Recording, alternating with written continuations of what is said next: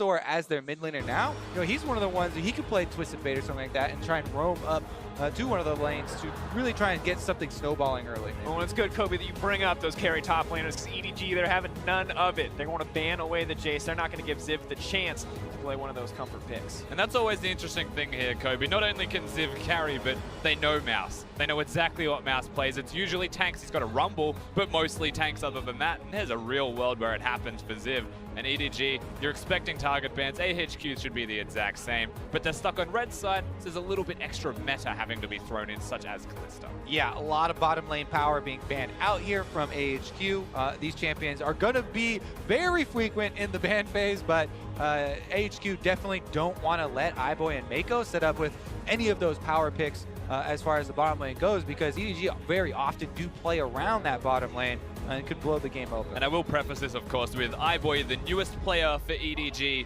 loves him some Kog'Maw. He is a very good Kog'Maw.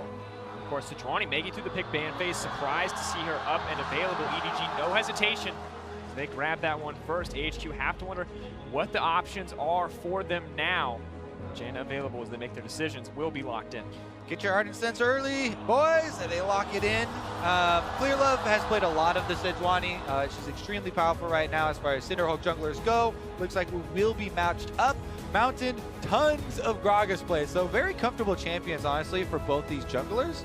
And they are both, fairly standard and meta thus far in the pick bans. Yeah, the double disengage composition evolved with the Janna and Gragas that has started to resurge as well. Gragas having that guaranteed engage source is big, but the Janna Gragas, whilst it's a nice combo, leaves so much open on the opposing side. Not just the Lulu, but Lulu Kog'Maw as a 2v2. It's just screaming pick me. Oh, and it's a powerhouse on the international stage from what we've seen so far. Definitely a powerhouse in the LPL. AHQ, they know Edward Gaming. They must have something up their sleeve to give it up, and it looks like that's going to be the Twitch to balance it out. Yeah, late game to late game. These picks are looking very similar across the board here for both of the teams right now. I like that you bring up iBoy though, right? If people see him on stage, he looks very young. This guy has only played like, what, a little bit over 20 games competitively with the game, with the team so far. But he definitely can dish out the damage, especially when he's on a comfortable champion with the buffs from Lulu. You bring up comfortable champion. He's only played the Twitch once, so we're going to hope, or rather, he's played the Kog'Maw. Very comfortable for him. Westor on the opposite side, though, picking up the Twitch for On. And now, have to wonder how the AD carry matchup will stack up. In the past, when Westor has come into the AHQ lineup, when he's been subbed in for Chawi, it's been kind of the Westor show. Now it seems like he's going to have to take a more backseat role. He may have to, but when you're playing up against Scout, there's a real-world possibility that Westor just holds on as Scout, throws himself willingly into Westor's arms. You never really know with Scout. He's a bit of an enigma when you look at mid-lane carries. He can win the game. He could lose the game. Definitely true, and he has been playing champions. The LeBlanc and the Lucian immediately come to mind when you think of Scout, and you think of the aggressive play style and him going for those big plays and just trying to smash the mid lane extremely hard. They do have to show early though, and AHQ are holding on to that counter pick. They're gonna let Westor grab the last say. And now it's all about iBoy. If it wasn't enough already, looks like the Shen will come in. Now debating what they want to put into the mid lane. Lucian, a powerhouse pick, not one we've seen yet, now in the hands of Scout. And blind, not knowing who his opponent is going to be. So Westor now gets the opportunity. I'm not going to say directly counter what a Lucian can do. It's very hard to kill the Lucian, but there's a possibility to at least have a good matchup. It's like this isn't one. Just quietly. Might be the option. Always nerve-wracking. You never know what Westor's going to pick. Looks like it will be the Corki coming out. Now, you already said not a great matchup. Rusty, give me some insight there. Give me more. This is a very good matchup for Lucians in the LPL at the very least. Every single time Corki gets locked in, Lucian is the counter pick to it because Phosphorus Bomb's impossible to hit. There is no world where you can press Q and connect that spell. The rest of the trading is fairly equal.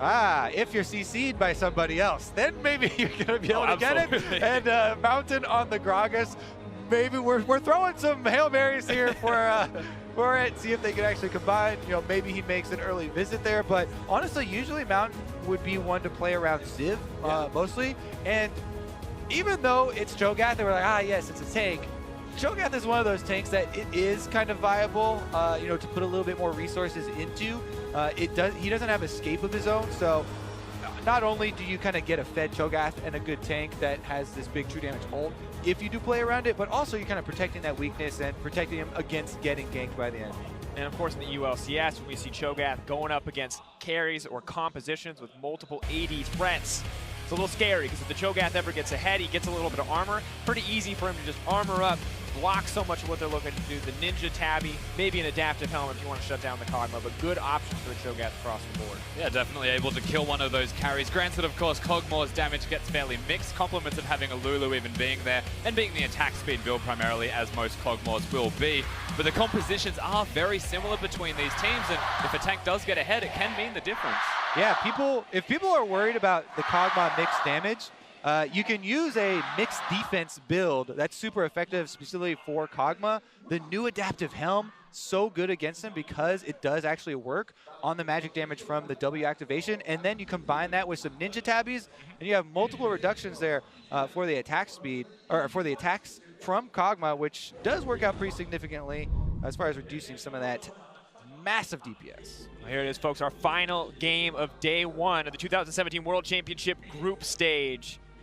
I think it was semi-sister teams, the phrase that Frostgurn used to describe these. Soft sisters. Coming in, AHQ now up against EDG. Once again, locked in groups together. Have to see who is going to make it out this time around. And an 8-2 record in favor of EDG in total. However, the last times they have met, AHQ has been able to download them, survive the early game, and just try and outscale and get those big team fights. Well, both teams are equipped to do exactly that, so we'll have to see how this one does play out. AHQ should be incredibly familiar with EDG's playstyle, and they surely have come up with something. Well, I'm becoming incredibly familiar with gold generation in the bottom lane. Once again, we have double Targon AD carries, double coin supports, and I'm just going to assume that they've got gold generation runes as well on those supports to really fund the Ardent Sensors. And now as well, feels like we're set up for that passive back and forth farming bottom lane. Mid lane could be explosive, but top lane is 2 tanks. So talk to me, gentlemen. What are the openings? What are the opportunities? How does someone find an advantage here in the early game, if that's even what they're looking for? For early game for EDG, I usually look to scout, right? This guy's gonna try and play aggressive, especially in this matchup you're talking about there, Rusty. And when you do bring that up, then you also have to consider junglers, but that would generally be the area of the map that we're going to point towards. Yeah, he's definitely the one winning lane when you go across the board. Cho'Gath into Shen is fairly neutralized. Shen, of course, having his W to be able to prevent any kind of damage there. This will be the place that you look at. Gragas is very good at ganking mid lane, of course, with the flash body slam. So the opening for AHQ is there. It's gank the Lucian. But for EDG, it may just be counter gank and try and get the 2v2 kills, snowball that lane, translate it to the rest of the map.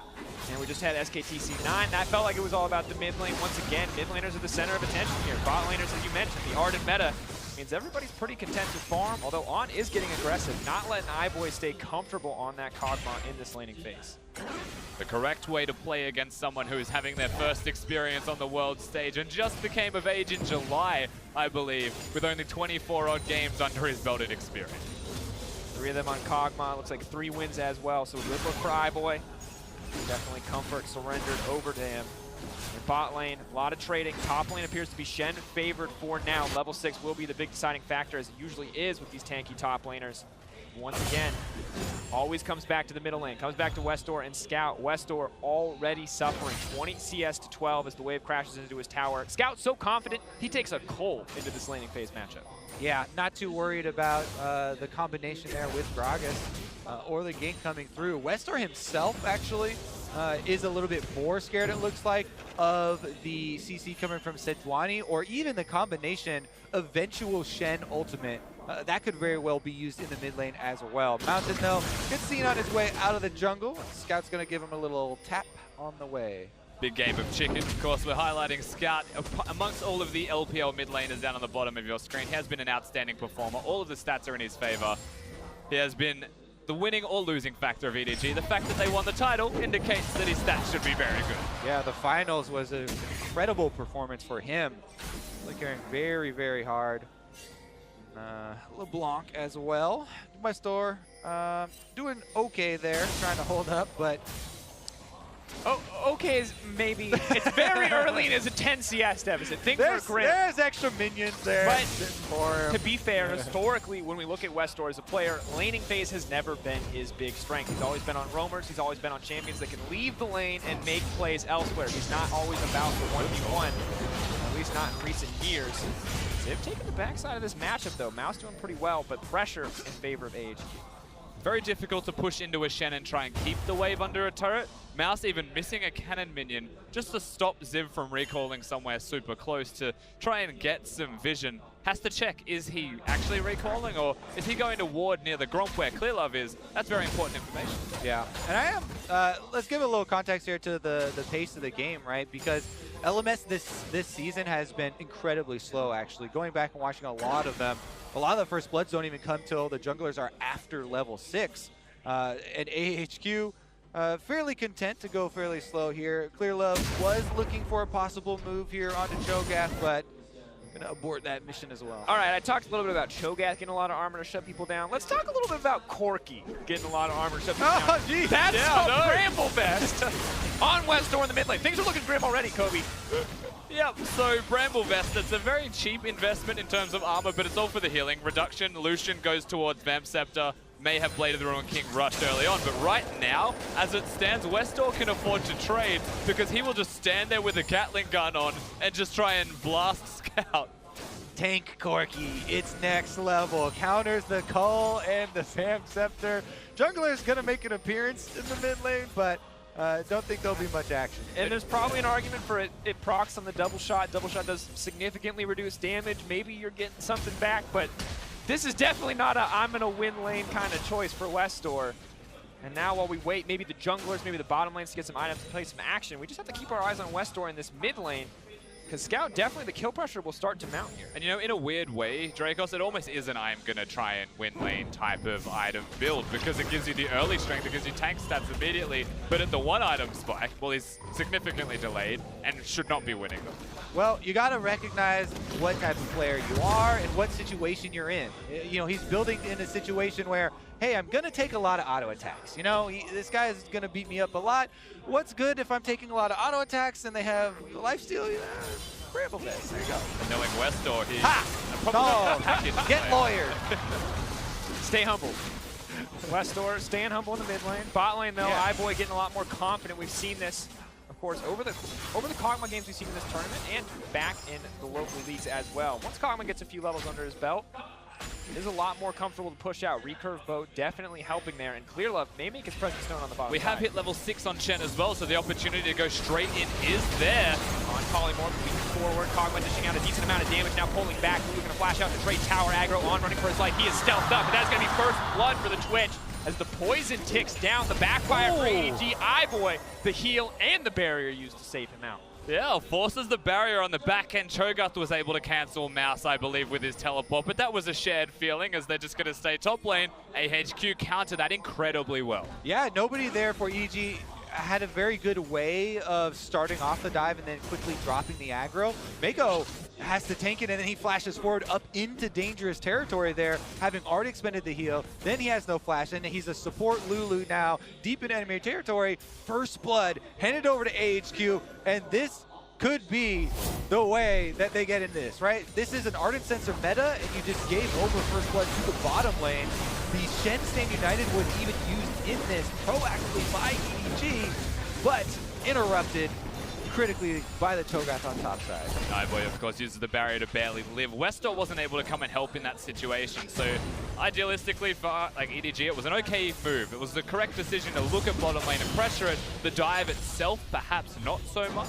There could have been a world where you just pressure them.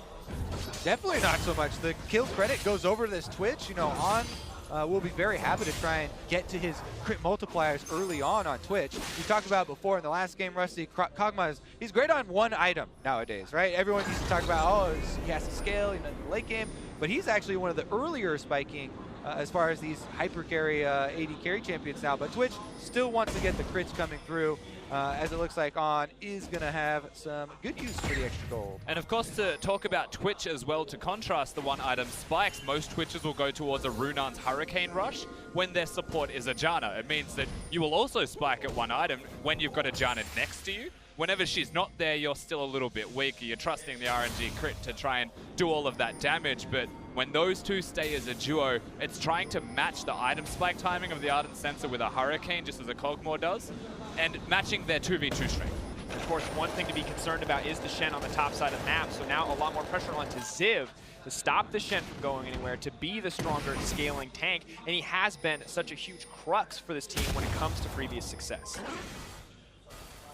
Yeah, some very nice stats for Ziv, to say the least. The fact that he's able to constantly push forwards, his CS difference is fantastic. Ziv is the playmaker in certain ways for the team, who hasn't had the best season ultimately, but come to the world stage, he could bounce back big.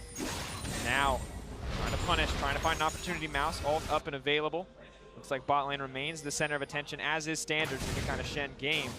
Mid lane still a weak point for AHQ. Scout getting a lot of CS, getting the blue buff as well, but hasn't been able to turn this into a larger advantage. Yeah, but is he trying to shoot Westor anymore? Huh? He's not going for that harassment, you see? He's been deterred by the Bramble Vest early.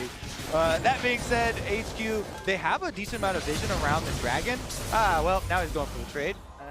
Westor goes even. So if you use your culling, though, you don't need to lifesteal through it. That's thinking with portals. But now the first Ardent Sensor is going to go over to AHQ, courtesy of the earlier aggressive play. Runance comes out as well. This is the first item spike. If Kog and Lulu don't back and get a similar item, this will be advantage to the AHQ bot lane, as we saw from the earlier play. And this is that moment in the game where Twitch disappears and you're like, oh boy, is that a mid lane Twitch, or is he top lane right now? Are they lane swapping? We don't know where he's going to be. The submarine could be anywhere at any moment, and that's something that EDG will have to consider as they do continue to scale themselves, but you can see the item choice differences here. Going straight towards the Ninja Tabi for the Cogmore, doesn't want to rush his Guinzu's Rage Blade. Looks like survivability is the name of the game. Well, Clearlove getting it canceled out there. Mountain now working his way to the bottom side. He knows that he has the stronger bot lane right now, maybe hoping to press this advantage. It's interesting that instead of using the vision that they have and the extra notification they just got, Clearlove recalling here, they don't use their pushing bottom lane, their jungler, and the fact that the mid laner just recalled to take that dragon. HQ very well could have just scooped up this Cloud Drake, but they've put that kind of pressure that they had, that little window for crit and play, into this bush camp, which doesn't seem to be gaining them much. Hasn't gained them much yet. You can see Mako, he's flirting with disaster. He wants to ward that bush. You can see it in his eyes, and Mountain has decided that it's too late. Might leap over the wall here, but if the ward sees him, could be bad news. Clearlove won't face him in the jungle, but Mountain, he's watching. Splinter He's Cell. a watcher. Splinter Cell, baby. Sneaking into the jungle. May look to steal away some small raptors. He's going to grab 3, so maybe a worthwhile. All of that vision that Mountain's trying to provide. Opportunities are there, but EDG are playing so reserved that to get the ganks off at all, to even want a body slam there might be too risky. Yeah, I mean, I know people really don't like Cloud Drakes, but 3 small chickens 30 compared to versus 25, Kobe. That's math. Quick math. Fair enough. All right, well, let's see what EDG can do with this. As you can see there, definitely had a very, very strong performance in China. 2014, 15, and 16. 4 final finishes. Able to come out in the first seed in 2017. And the first game here up in Wuhan, where Clearlove is from. Tarzan in the bottom lane. He's clearing out a lot of that ward work that Mountain got done. Well, the bot lane has been kind of contentious, a lot of back and forth. The other lanes have been working out sort of as expected. Scout taking it to Westor. Westor doing his best to keep it even. We look at the top side of the map. Ziv doing a very good job of being the top side carry that AHQ so frequently need. But he is still trapped in that lane phase. He can't break out of it quite yet. He's not that strong. He is trapped, but it's not a crazy amount of trap that he's going to find himself stuck in. Mouse doesn't have a Titanic Hydra completed yet, goes towards the Spectre's Cow, rushes that extra bit of magic resistance and healing that can come about from that item. And until there's a Titanic Hydra, Ziv should still have the push, still have the ability to leave lane, be unlocked. That control ward should really never be in jeopardy as he controls the wave. And it makes it hard for Mouse to be unlocked as Shen and ult other lanes. Yeah, Ziv has done a good job of sticking to Mouse. We saw him interrupt before when he tried to use the Sand United in the bottom lane dive. And he's really been able to keep track of them. That's what Cho'Gath's looking for here. They both do have their teleports.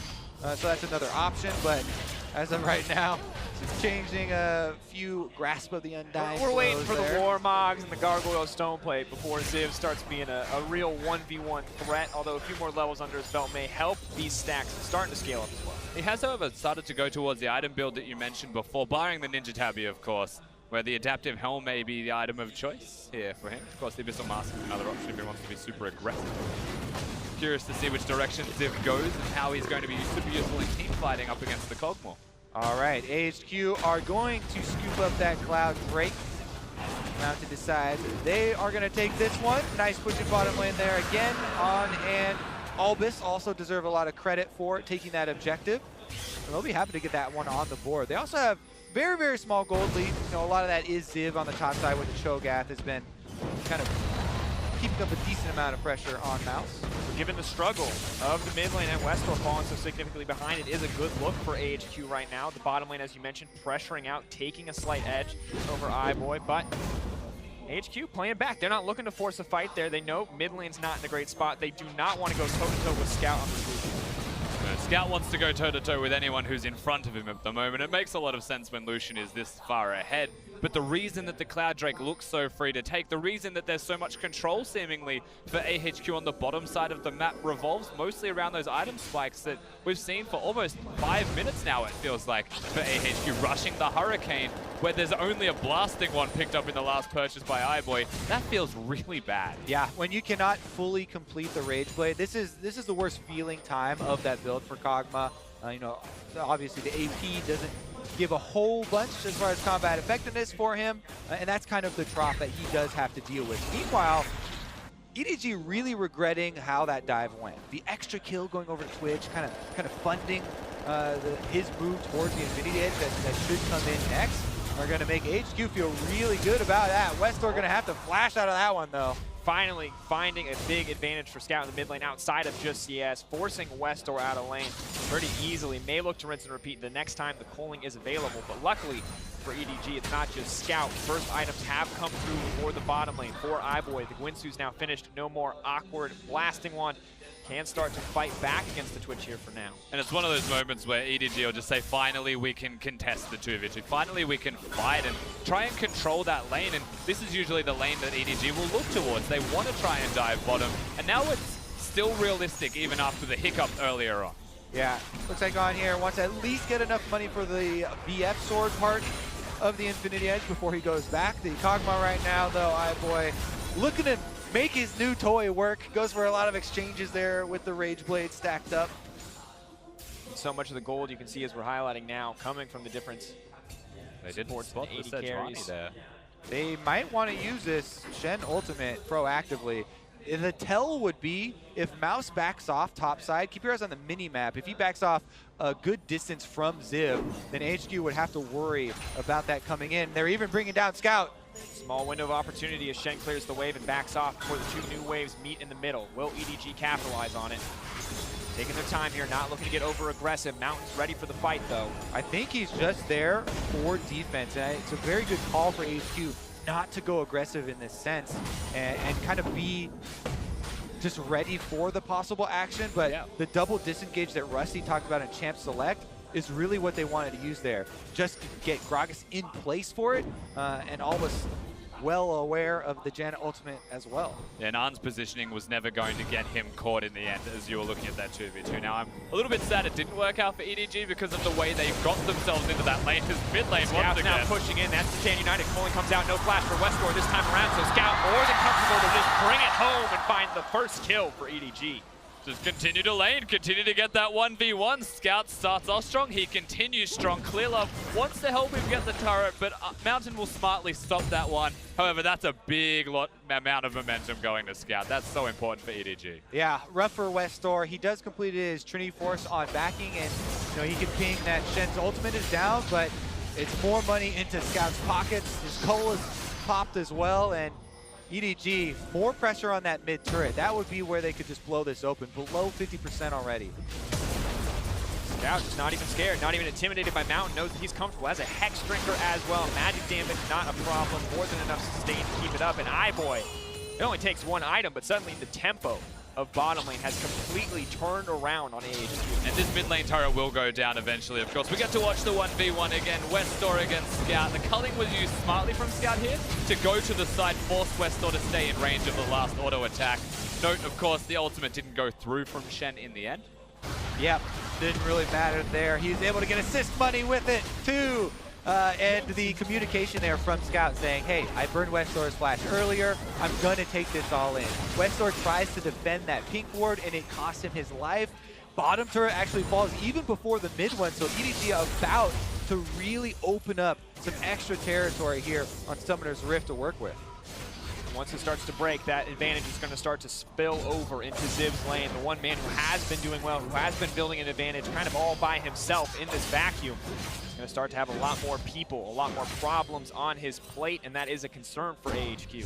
Which is curious when you look at Ziv's itemization as well. He's gone straight towards what is going to be the Gargoyle Stone Plate, acknowledging this game is in a pretty rough state, accelerating it before completing any kind of Catalyst item as well. So now the Catalyst will just sit there potentially for quite some time.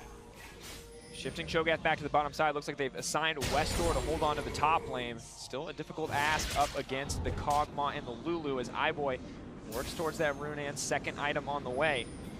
We talked about Aeon and the potential for this Twitch to roam, to make plays. Has not found the opportunity yet, but maybe it'll be a bit easier now that he's found a home in the mid lane. The Mountain looking to collapse. Mako, immediate flash out, no hesitation. Westor, the one who's going to back off. TP's going to get mashed. Will they be completed? AHQ ready for a fight. Ziv wants to turn this one back in his favor, but iBoy now free hitting onto the front line. Cho'Gath not tanky enough to fight that one back. Here comes on. Retreat on ready. Spray and pray coming out. Two members locked up. Monsoon to heal the squad. Scout now trying to turn this one back in their favor, but EDG is in trouble because the Twitch is just going rampant. But Ziv getting taken down. Lucian going in, moving forward. Triple kill, but not enough.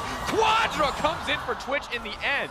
Holy moly, the kiting here from AHQ. They hold on to the Janna ultimate for so late for the re-engage to just apply the Ardent Sensor to all members and immediately flip that switch and turn around, going aggressively and picking up all the kills. It would have been a disaster for EDG if it wasn't for Scout coming up and melting the front line. Bunch of mechanical plays coming out of both of these teams. Arn steps up and gets 4, but Janna does a fair amount of work for getting those kills. Scout is incredible on the back end of this, as we'll take a look at the fight. All right, so this is how it starts out. Westor goes in, he's the initiator. Mountain's going to keep it up here, and he actually threw the ultimate over there. He was predicting a flash, it looked like. Even though Ziv gets chunked out very heavily there, that's a bunch of CC down. You can tell they're making the call. Hey, we're going to turn around with Janna ultimate, Ardent Sensor on everybody, let's go. Twitch opens up, Westor is even on the front line, but Scout is melting them on the bottom side here. Able to take out the front line, flashes in for the Janna kill, and then point blank, barely able to finish off on in the end. Poison still gets the last hit though. Such a close fight. And honestly, just amazing performance from Scout, coming in clutch from the team. Needed him. Great patience from AHQ. But now the scary thing is that's a 2-1-2 Lucian. He's doing great. That's a 5-1 Twitch coming up huge in these team fights. We talked about trying to fund those crit multipliers. Infinity Edge fully purchased here, and he's on to the next Zeal item already. So Twitch is definitely going to be the main focus for all of EDG in the next team fight. They're going to have to find ways to get their CC past the Cho'Gath, past this Gragas, and find a way to take down On, which is going to be difficult considering all the disengage they have. Exactly, they've got the Janna, the Gragas, even Cho'Gath, if he wants to play defense, can try and keep Arn alive. Corki, when he has a package, still quite good at zoning people and keeping Arn alive, who has those 2 items. And EDG's composition going forwards is not ideal. The only other thing EDG could do would be maybe all huddle under the Spirit's Refuge of Shen. 5 people block those autos, baby. Double 80 carries, not anymore. 0 for a second and a half. But this feels like it puts so much pressure now onto Mouse and onto Clearlove as the big sources of engage, the big opportunities to force fights. And that is tough to hit that Glacial Prison, to find a way to line that up with your back line. Even when you do, it might be even more difficult to win out on the fight. But putting the fate in Clearlove's hands feels like it might be the right choice for you. And if you are AHQ, though, responding to that, the one thing you're waiting for is a QSS on Twitch. Once you get the Quicksilver Sash, you're ready to fight. Because then a Shen Flash Taunt just puts Shen closer to you. And that's the best thing ever for the Twitch in that situation. Like, heck yeah, I could auto-attack the heck out of him, and now he can't use Spirit's Refuge to save his team because I have an ultimate and a Hurricane that'll blast you all. So I'm ready for it from Arn, but it needs to be the QSS. And we thought this might be an EDG favored matchup. We look at the historical matchup between these two teams. We thought EDG would have the edge, but a single fumble on the bottom lane is punished. A single team fight from AHQ to bring the advantage in their favor, but still, the goal is so close. It is Scout who's keeping EDG in this, but it's going to be poised for some explosive fights as we move later. As Chowie talked about, this wasn't really the matchup that they wanted, the group draw that they wanted, but not only do EDG know them well and have practiced against them a lot, HQ as well, no EDG in and out. iBoy turning one back, Mouse moving forward. This is the engage they wanted. On into trouble. That's the prison, and he's gonna get taken down. EDG with a beautiful fight. So good from EDG, but the fight's not over. They want the turret. Oh, Westor, the last remaining source of reliable damage. Ziv still with the feast up. Maybe they can contest this, but the Twitch going down is everything for AHQ. Yeah, they fought before his flash came back up, and Clearlove was able to hit that long-range Sejuani ultimate to punish him. They take a turret afterwards, and EDG strike back. iBoy obviously wants to get as much as he can from this while he's pushing him, but I'm pretty sure that's it, EDG. You can call it and go back to base if you've got some items to spend. We are at 25 minutes in this game, and another team fight like that without the mid lane outer turret available could actually be a Baron. Something to keep in mind. The goal is starting to even up as well between the 80 carries. Still a massive advantage for Scout in the mid lane, but might not be enough. He needs to find an avenue onto the back line, and for now, he can just be happy that Clearlove and Mouse are able to bring that one home on the back of some good CC. But on 3 items completed, QSS probably next. Maybe that's when things start to shift back. Just watch iBoy during this. The fact that he's like, all right, we're fighting. Let's just turn around and go straight in. Trust Mouse, and they go forwards. And Clearlove, sniper. Super good ultimate there from him to find the Twitch, and they punish HQ really well there. HQ was, the entire team wasn't on board with that opening. I think they chased it a little bit too far. They weren't expecting that quick collapse from EDG, who all just rallied around iBoy and were able to defend. And we talked about defensive builds. You see a Bramble Vest in the mid lane, but now it looks like a Randuin's Omen coming in for iBoy on the bottom side. Ninja Tabby, the crit damage reduction as well. You're not going to do as much damage as a fight, but Twitch is much less of a threat when you're taking away 20% of every one of those crits. Honestly, this is what the designers wanted. You recognize the situation you're in. This Twitch got a bunch of early kills, so the crits are going to be a big problem. There's an anti-crit item in the game, so and go ahead and build 3 Randuin's Omens coming out when you look at the item builds of EDG. That's like a full reactionary play to it. Twitch does hit multiple people, so they're all going to get use. And that's the thing we have to remember too, is that this is not damage that you can affect, right? You can get a Last Whisper, you can stop the armor portion of that being relevant, but you can't stop the Ninja Tabbies, and you can't stop that Randuin's passive. All right, well, this is going to lower the damage profile here for EDG. Scout is still building primarily DPS. He has the slight defenses that we always see from the common Lucian builds and the Hexbringer thrown in there, but it is going to lower a little bit of the Cogmat damage later on. See if Scout can kind of carry the extra load. And wow. If you ever wanted to know the story of this game in graph form, well, here it is for you.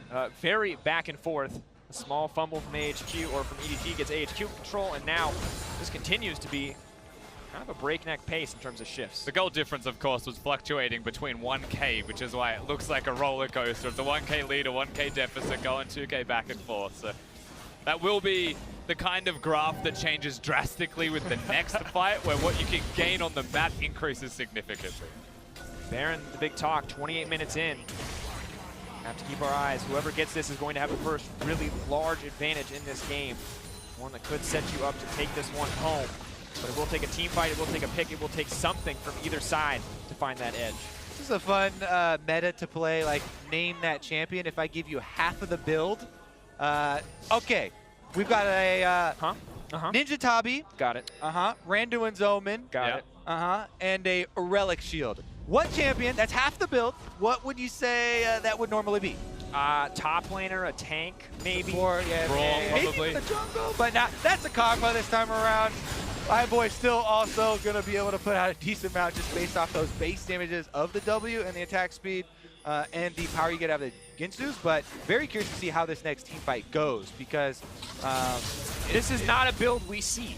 I'm going to be interested to see how much damage this Kog'Maw actually does. What going away from a third offensive item is actually going to cost him in these fights. I mean, in a weird way, we have seen enough of this in the LPL here and there, just to kind of, like, Kog'Maws can build this because they've got an Ardent Senses shielding support to keep them doing extra damage. So like a 3-item spike, it compensates well enough. And instead of going something like a Frozen Mallet, which is a bit of AD and a lot of health, you can go the Randuin's route instead. Westor in trouble.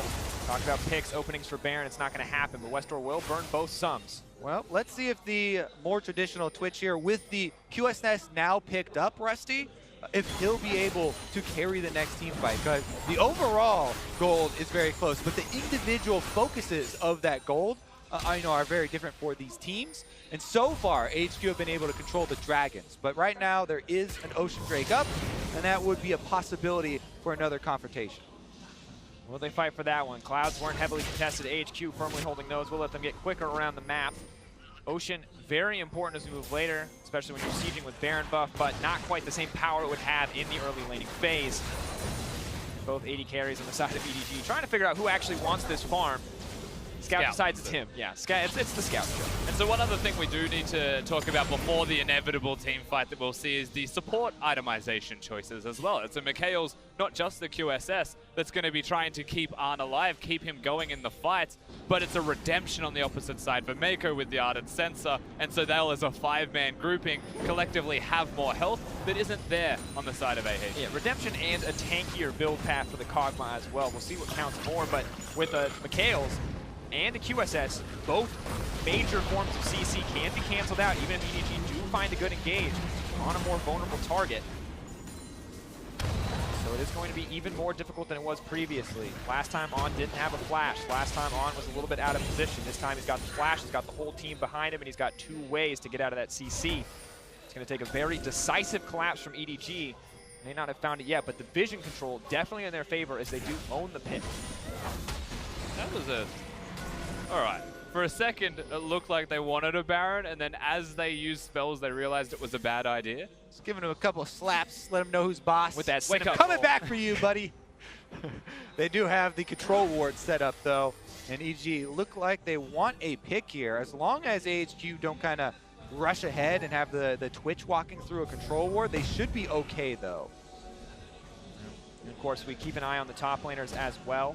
Looks like Shen's going to solo start up the Ocean Drake on the bottom side. Now it's trying to find an opportunity to take this while the rest of the team is occupied. This could be a moment of thank you, good sir, if Cho'Gath showed up and just decided to dominate, but he's not going to go that way as they simultaneously pressure mid and allow some extra hidden time there for the Shen to continue to work on the Drake. And Gragas was looking for the collapse with the due diligence on the side of EDG with the vision placed in AHQ's jungle, reveals the play before it happens. It means that isn't going to be the free Ocean Drake. Yeah, it makes you wonder if Mouse being invisible on the map forces Ziv to say, okay, he's grouping right now for some kind of objective like Baron, or he's going to try and force my teleport. So what if I just group up instead? And it was almost like a pump fake that was an Ocean Drake all along. Never going to expect the Shen solo Ocean Drake.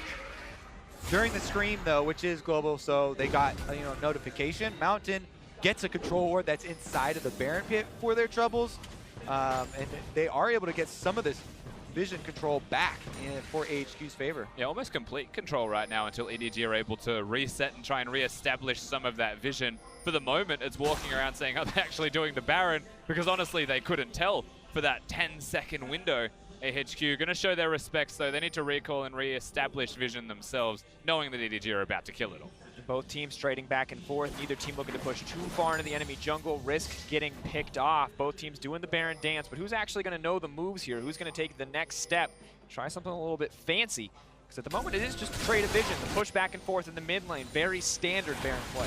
I have to say, if you run the 5-on-5 setup team fight through the simulator right now, the team with the properly built end game, hyper carry champion will win that so many more times than the one with the less damage output here. Lucian has to get in there. Range is short, so it's not super reliable.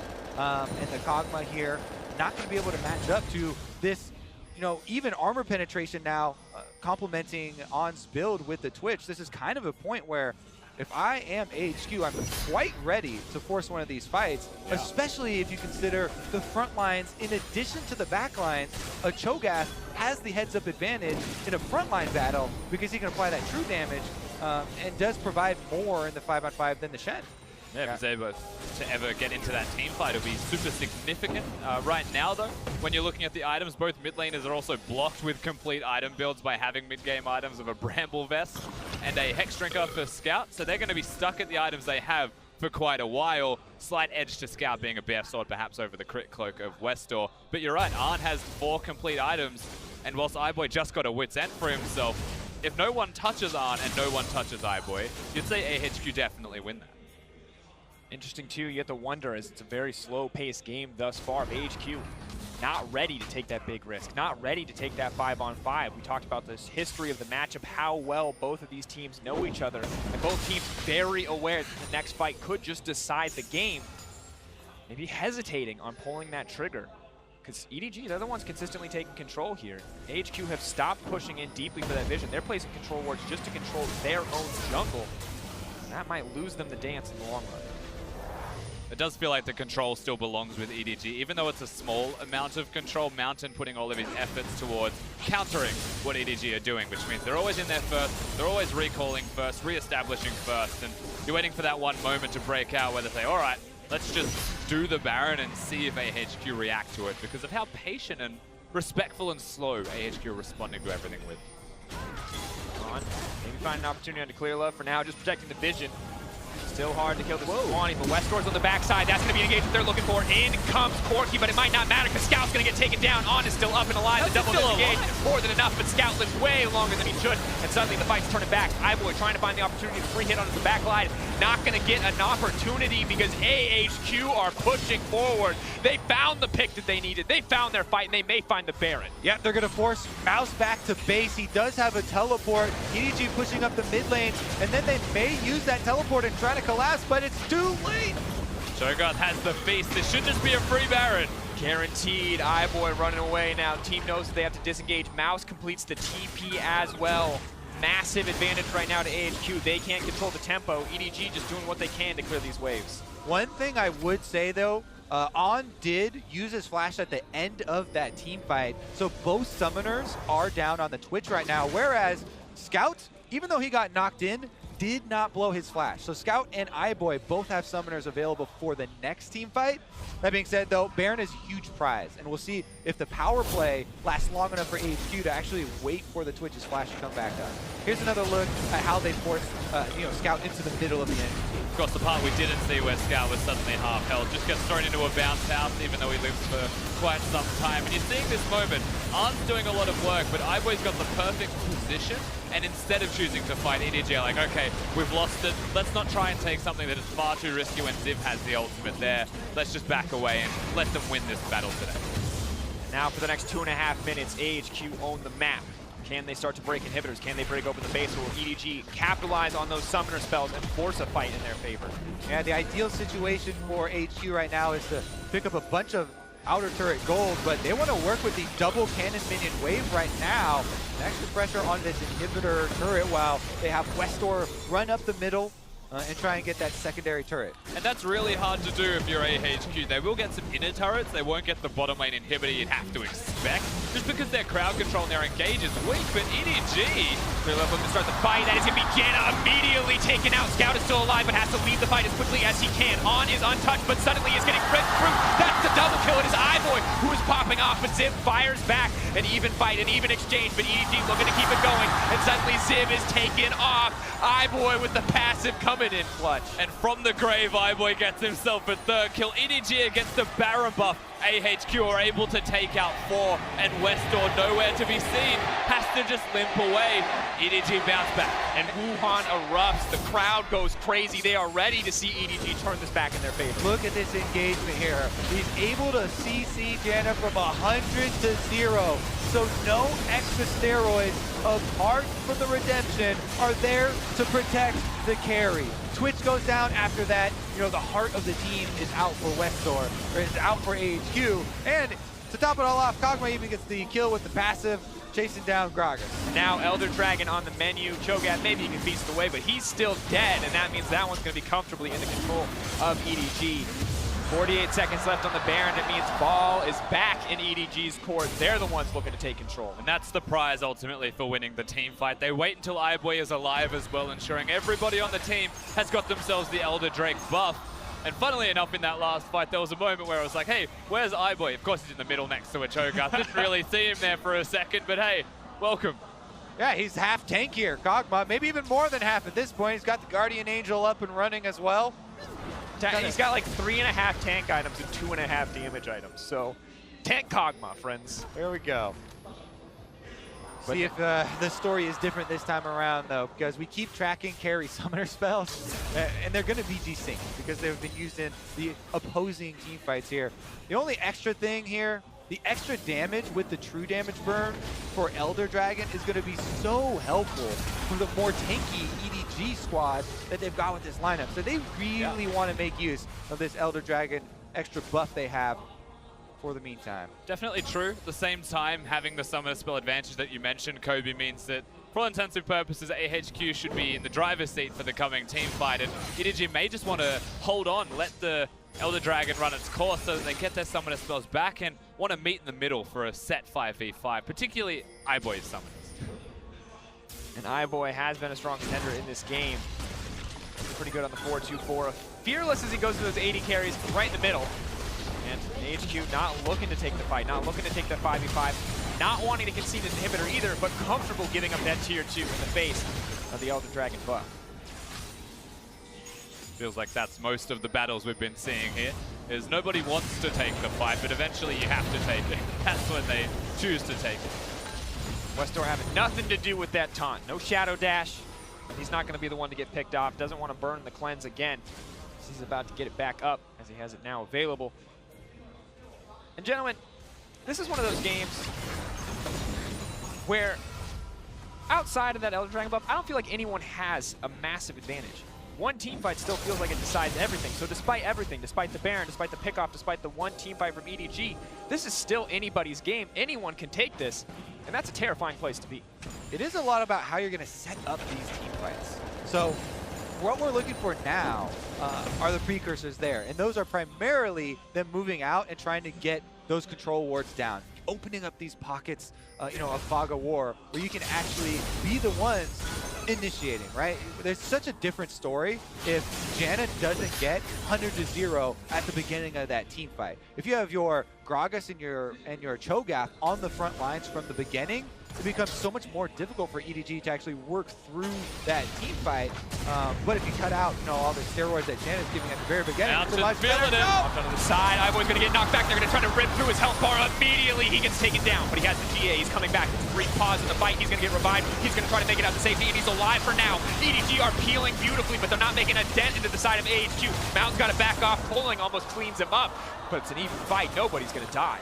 Yeah, the Guardian Angel is gone though, so wipe the sweat off the brow if you're iBoy and you're EDG, because that could have been the whole game just decided. The missed timing on the knock-up from Ziv, and iBoy just walks away.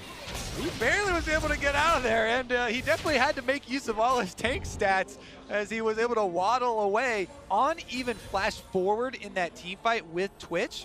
So we keep on talking about the important flashes on these guys. That one was used offensively to go for the kill the last couple hits, but they were unsuccessful in actually getting those, and now Baron is up in 20 seconds. That could even be the most crucial part, the most crucial outcome of that team fight, even considering a Guardian Angel was blown. And as you mentioned before, which is even more prevalent now, the control ward setup wasn't actually there. AHQ just found an opportunity, they engaged, but there was no vision set up prior to this. It was just that one chance. So right now, EDG are set up with slight control.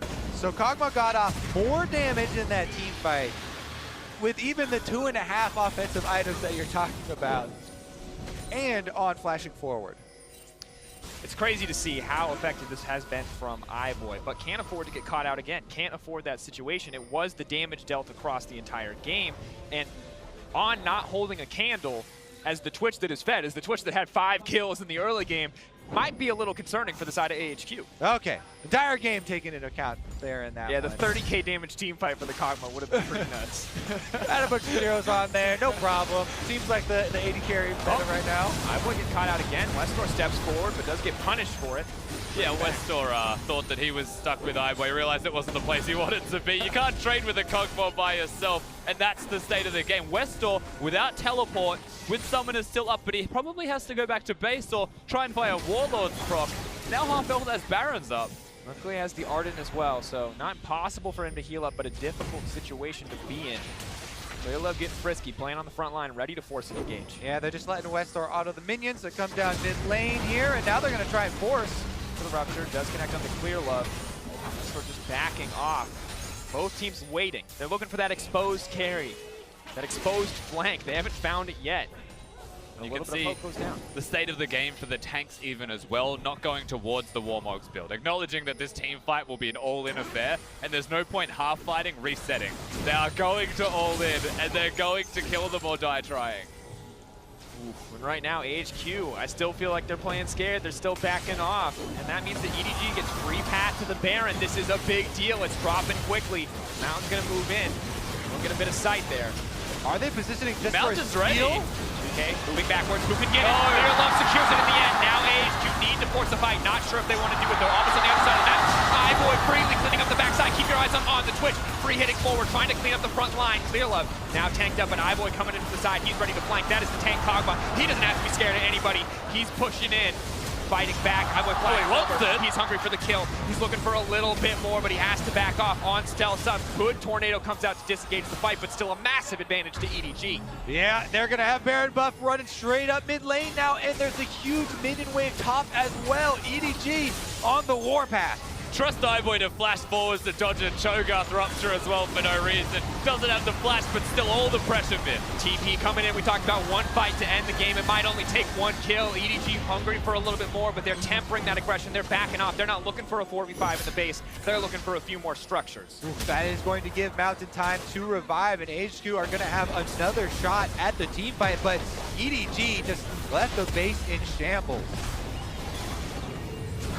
And still, the inhibitor, the biggest advantage either team has seen this game. Gold not hugely important past the 40-minute mark. You can see it's in the favor of EDG, but look at the items instead, and we can look at this Baron one more time. They make it a 50-50 as well. Mountain just comes in, has the Q there, wants to bop it. The timing from Clearlove with his smite was fantastic, being level 18, almost getting it at the perfect number. And Mountain throws himself away as the fight continues. Ziv, unkillable. And Iboy's waiting for his W cooldown. Twitch is waiting. He's got his ultimate, and once it runs out, EDG are like, well, let's just go. And Iboy's got a little bit of go, you know, in the system with having to flash there. I was actually waiting for the moment when Iboy flashes forward onto the Cho'Gath to get his Randuin's proc. He could just flash forward, use the active for the slow to keep the chase, but he didn't get that close. And I also did want to shout out Westor for the package that he was able to use there. That was a really nice kind of defensive package to buy some space for On to get off some DPS. And even in the 4-on-5, HQ were pretty formidable in trying to get some damage back. And we look back at that fight. On a little, you know, he can cut through those tanks, but it still takes a lot of time. Iboy feels like he's having a little bit better time here. Much more survivable, not quite as vulnerable on the backside. And EDG giving On the respect he deserves. Scout and Mako both playing back, not looking to get in range of the spray and pray there. But still, the map resets. The inhibitor, the biggest advantage, but it will be up before the next Baron. Elder could be the next big arena for both teams to fight in. And for me, the big difference if you're EDG playing into AHQ is to try and wait for Arn to waste his ultimate, and that's when you push forwards. Because whenever Arn has it up, AHQ should have a slight advantage in a direct 5v5 team fight, simply because of the composition and how big Twitch is in this late game scenario. Iboy pushing in. Not that scared quite yet. GA back up. Rupture not going to be the biggest thing on the face of the planet. And Mountain taking a lot of poke just to step forward. HQ hungry to find a fight, hungry to find something in their favor, but just not finding an opportunity whatsoever as EDG playing aggressive and comfortable. Yeah, and they should be able to clean up this outer turret, but honestly, the gold is, the income's not really mattering much anymore. Everybody's pretty much full builds here, not much space. It's more of an economy of item slots than an actual gold that they need to complete most of them here. gonna be about this 5-on-5. This is gonna do it for us if they actually decide to force this one. Elder Dragon's up in 15 seconds though. They might draw them through a jungle corridor. And AHQ's vision right now, there is a control ward at the blue buff, so they have enough knowledge in the current moment to see if they go towards the Elder Dragon. The question is, when EDG does go, how do AHQ get into the pit? Is it safe? Can we walk there? And are they actually doing the Elder, or is it a bait after all? As Arn is looking. Oh, playing with fire too, because he's all alone. The Mouse is split up from the team. Vision's going to shadow dash out to safety. Ziv now feeling a lot more confident. Maybe Mountain has finally found that flank. Scout in trouble. Westdoor doing so much damage. Spirit's Refuge buys a little time. Redemption comes back in, and it is Mountain who gets turned on. iBoy grabs the kill. That's one down in favor of EDG. AHQ cut themselves off. They're separated by the jungle wall here, and Mountain finds himself face to face with Scout, and no DPS to back him up. That's going to be EDG Elder Dragon. They're fighting in very awkward terrain there, AHQ. The Elder Dragon's secured with everyone pretty much at full build. Even the Phantom Dancer for Scout, his pass boots, they're a thing of the past for him. Now do they push? 40 seconds on the clock for Gragas. Is this the final nail in the coffin for AHQ? Will EDG be able to find their first win at Worlds? Take down their sister team, take down a team that they have played against so much, extend that 10-game record. 9-2 instead of the 8-2. They're pushing forward for more. On still looking for that opportunity. Has all summoners available. 30 seconds means that HQ need to clear one more minion wave for Mountain to get back up. EDG are probably going to be able to get the turret before he does so, but they won't be able to end the game before Mountain is up. HQ have one more chance. iBoy pushing in. Westdoor now in trouble. iBoy on the front lines, but will take a lot of damage back. Tower will go down as predicted. Will the inhibitor follow? It looks like AHQ just going to back off here. On Hungry to find that opportunity. Leaps in onto Scout. Now Mouse needs to back up as well. They're pushing in, but they're kiting so well on the side of EDG. AHQ, not certain if they want to take the fight. Righteous Glory comes out. Clear Love holding onto the ult. Patience on the trigger finger. So tense between these teams, but neither of them has the engage necessary to just straight up kill the other person. And so they just walk at each other, back and forth. They're just dancing. We talk a lot about the Baron dance, but the 50-minute no-engage teamfight dance is not one that I'm always familiar with. Clearlove still hasn't found that opportunity as we move later in the game to isolate that key target. We can praise AHQ and On for using the stealth of Twitch well, only going in when he knows he has a chance to free fire. But still, setting us up for one final team fight, setting us up for a Baron. 44 seconds holds us back. That's the arena. We're waiting. They're queuing up for PvP we keep right thinking, now, boys. One more chance, one more team fight, one more chance. All right, well, we're definitely going to get one more Baron in just 30 seconds here, boys. Vision has gone down. The setup we keep talking about, this team fight, building up, which AD carry is actually going to get caught at the beginning. Is there going to be a key rupture here coming through? We're past the Bramble Vest. Westdoor has built it to survive lane. He has survived lane. He is now a full build Corki. The Bramble Vest has been sold. He has hit the threshold. There's two Knights Vows as well for both Corki and for Twitch on the side of AHQ. So a lot of protection there for the two carries. And Westdoor, finally by being full build, is a second major carry on the team. And a major force to work with Arn. A second threat is what they need.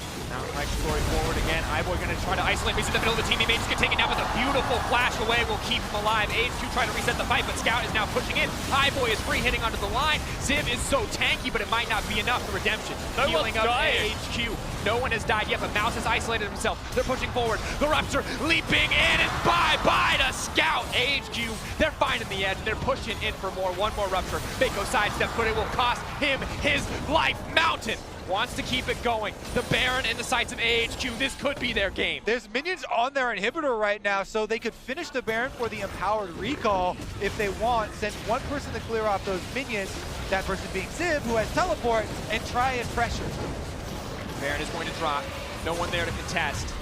EDG backing off, not looking to double down there, not looking to take a big risk that could end the game. This is AHQ with Baron in their back pocket, but the inhibitor will drop. Wuhan's happy to see that. That could very well mean that AHQ won't be able to get a greater advantage here. Minions are the real MVP in that last battle for the side of EDG. The side waves were set up, but still 25 seconds on mid lane, 30 seconds on Mako, and with the Baron, AHQ look to pressure. iBoy, Clear Love, and Mouse versus the world. No support, no second damage source here. We're probably going to see them use the teleport on this first minion that hits the Nexus turret. HQ want to finish it before Scout gets back.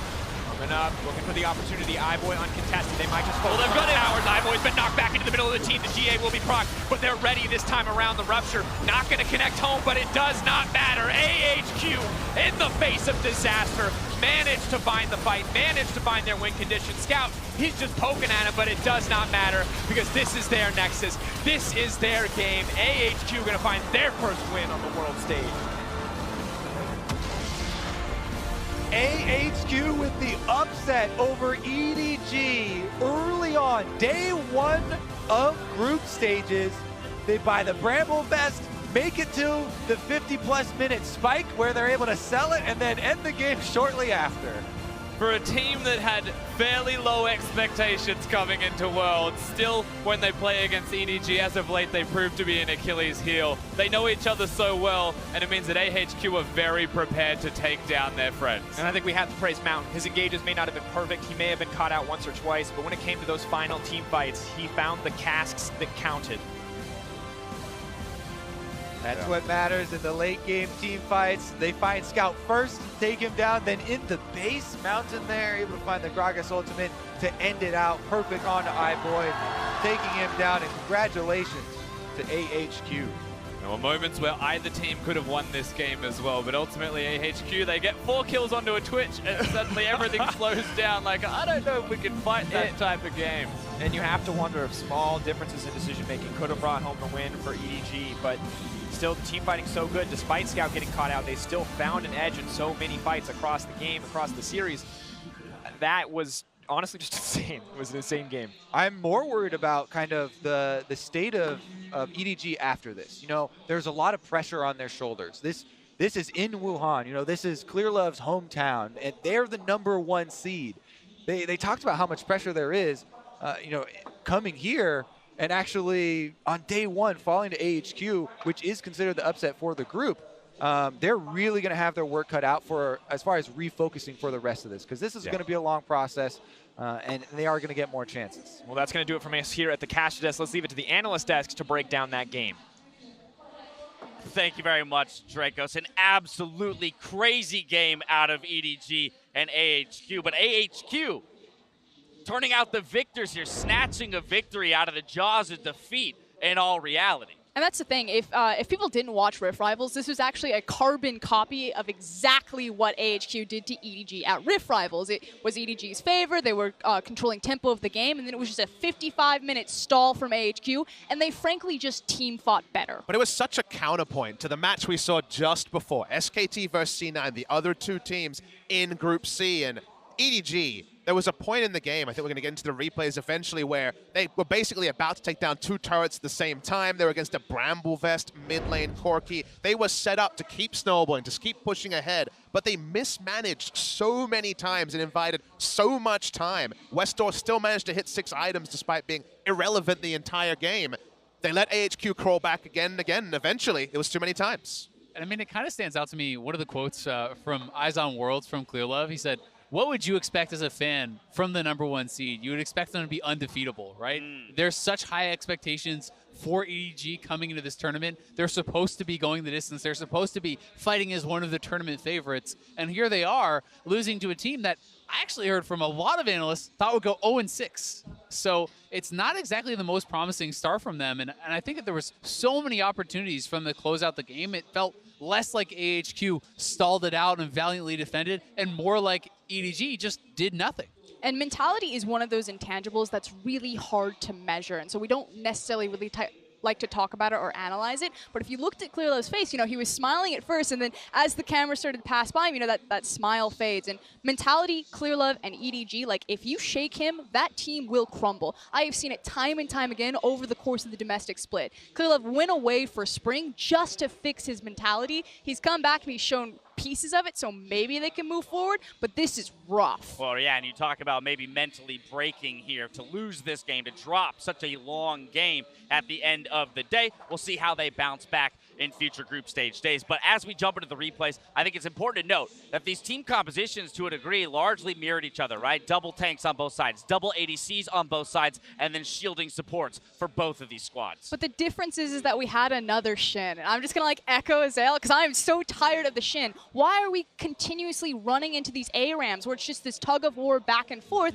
and expecting that to go well? Get out into a side lane. Use your Shin. But Mouse was always just there next to his team, and he wasn't making use of the ultimate. He wasn't making use of the side pressure. Yeah, try to remember a couple Stand Uniteds throughout this game. The only one that even pops out to me is on the solo kill that we actually saw, around 18 minutes, and we can pull that up. And this is a Stand United where the Shen doesn't even come through. It's just used for a shield, and it would have been a solo kill regardless. And this is pretty much the only one that stands out to me throughout the whole game. There was just not a lot of effective use of the ultimate. It was basically used just as an additional Janna shield, and it's like... Well, and looking at these CSDs right here, that's where we look at how the heck did AHQ come back in this game when your mid laner is down 44 CS at 20 minutes, as well as a kill.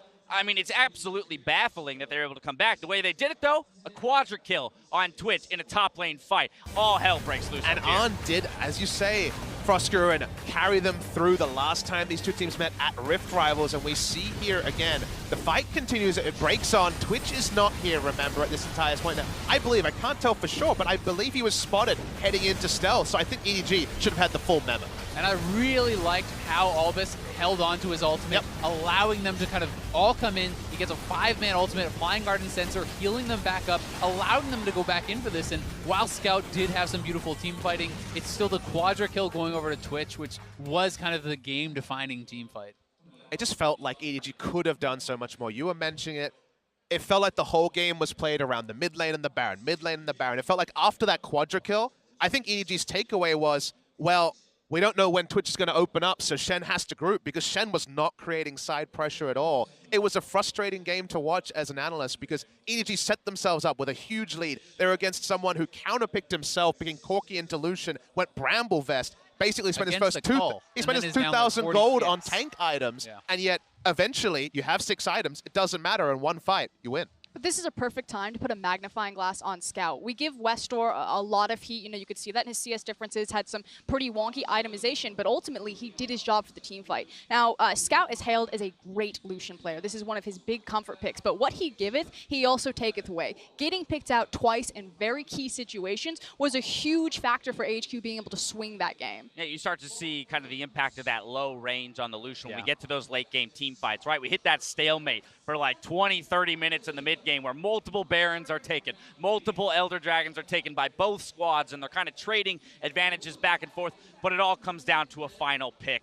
AHQ finding the right situation. Mountain, again, Draco said it, he may not have looked fabulous for the entirety of the game, but at the very end when it mattered, man, he pulled off some sweet plays. Yeah, I mean, he did find some really good engages. This one onto iBoy. Later on, he found another one onto Scout, so he was key in those late game fights. And he's famous for his Gragas, but of course we're missing the 3 or 4 fights where he looked for a cask and just died first, and then EDG would back away. They wouldn't get any objectives. This was a great fight. He also bounces the next member in the next time his cask comes up.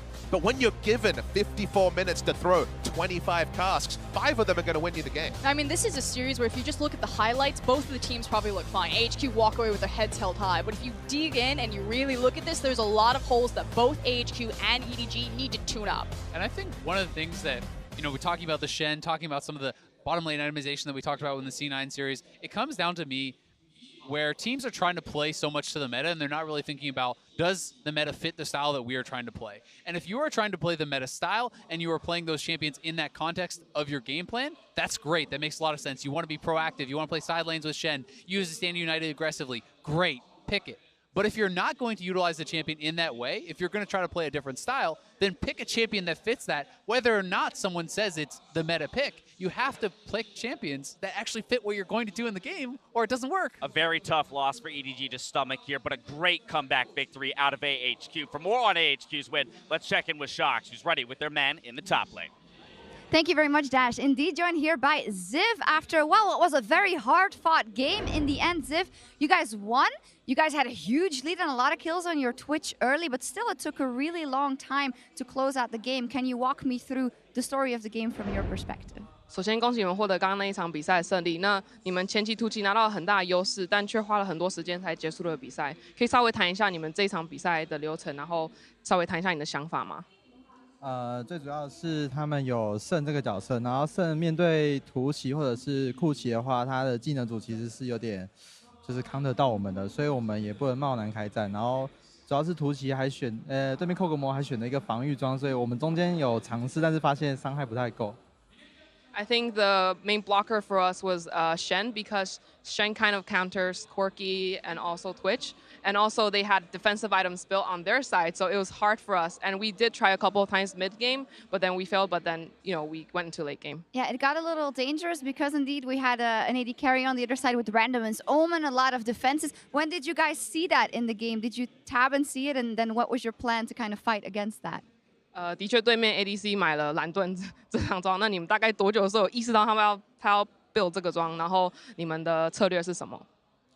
其实，在中期的，就是我们老鼠刚拿完一个4杀之后，我们在中路有尝试开战一波，然后发现他选择这装备，然后其实也是蛮有道理的，因为毕竟可以降低暴击伤害，然后所以我们就是还要再等老鼠出到那个俄语之后，才能就是尝试看看。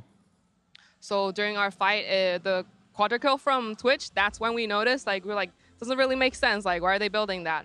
And so we did try a couple of times, and because that item, lowers the critical damage, so they had to wait until late game, and until Twitch got last word first, until then were they able to turn that fight back. Yeah, and a very important victory. Last year wasn't the best year for LMS at Worlds. You guys didn't get out of groups, but now HQ starts by taking down the #1 seed out of the LPL. So how far do you think your team can go this World Championship? 去年 LMS 赛区表现不如预期，但是你们今天第一场 LMS 就拿下了胜利。那你觉得你们打进8强有多少信心？其实一开始大家就比较看好我们，但是今天我们赢他第一场胜利之后，我就相信我们应该可以继续乘胜追击。I know that a lot of people didn't expect us to win this game, but after today's victory, we're pretty confident that we can move on to the next stage. Fantastic. Well, thank you very much, Ziv, and thank you very much, Christine. We'll be going back to the guys at the desk.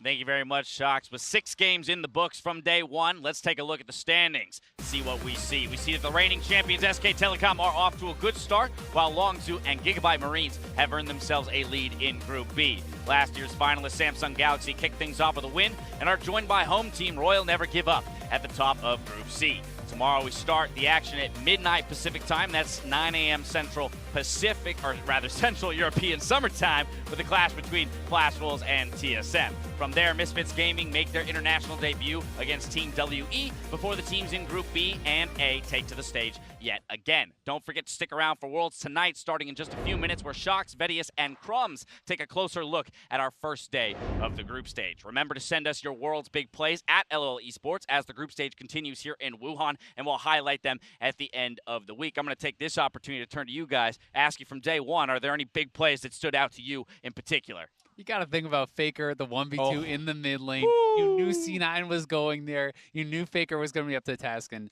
he was really impressive. That's what made it all that much more sweeter, right? That you knew it was coming. It was just a matter of time until that point in the game when it came through. How about the entirety of Gigabyte Marines' game? Can we just replay that maybe for an LCS or a World's big plays? That was absolutely insane. I just want the Penta denial. Just Optimus like, nope, I'm jumping in.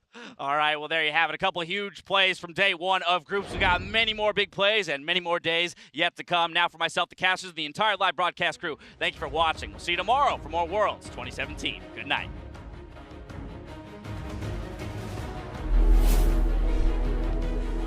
The crowd certainly has their favorites, but there's going to be new stars, new favorites built. It's the first day, but there's going to be so much after this. And it's been 12 months, a full calendar year, and we're back looking for our next legend.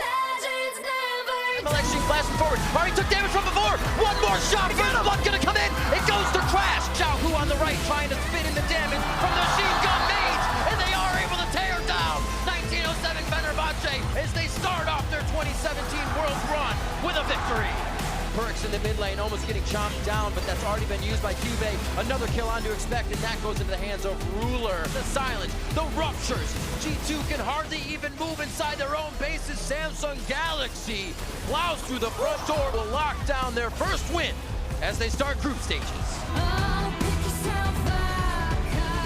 Legends never. Chain of corruption, Prey gets hit, he's able to jump out. True shot barrage to come out behind here. Who's got the follow-up damage, and it goes under Gorilla. Stopping Talia from coming. Hey, this guy. Okay, Talia's coming, so is Kha'Zix. Nice, nice. Yeah, we got him. Nice. Okay. Ole, it's up to you. Can he get the damage? He cannot. Soul Shackle goes down. 30 minutes in. Quite fast games to start off the group stage of World. Longzhu going to take down Immortals and start off their group stage in Group B, 1-0.